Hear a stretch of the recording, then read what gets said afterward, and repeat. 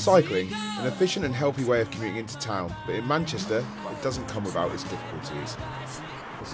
Motorists are very intolerant of cyclists. There isn't no designated cycle lane for cyclists, so it causes an impact on both cyclists and drivers.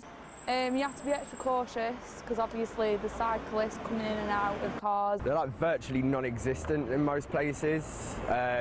You can hardly see them at all. You don't know where they begin, where they end. From time to time I just stop cycling because I'm afraid to cycle. The current state of the roads in Manchester makes it exceedingly difficult for cyclists commuting in and out of the city. On the other hand, it does provide extra work for local cycling businesses.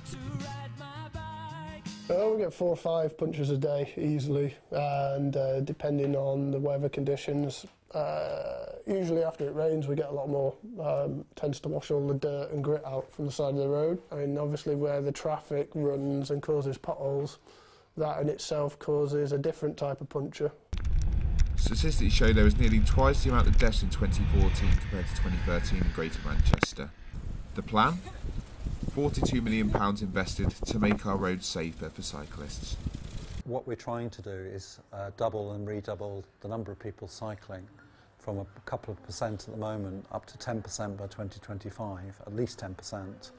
And we're trying to do that without any increase in accidents at all. So what we're doing is mostly separated routes so that cyclists have their own part of the highway, cycleways, alongside the carriageway. With road cycle accidents on the rise in Greater Manchester, it's becoming more apparent that the situation needs to be addressed.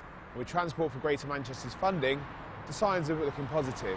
But the big question is, are designated cycleways really the answer to Manchester's transport problems? Yeah, I've seen them, they work. I mean, Manchester has got part of it, but I mean, they need more of it. Ultimately, it is the only way forward, but it's getting people to change, it's getting people's opinions to change.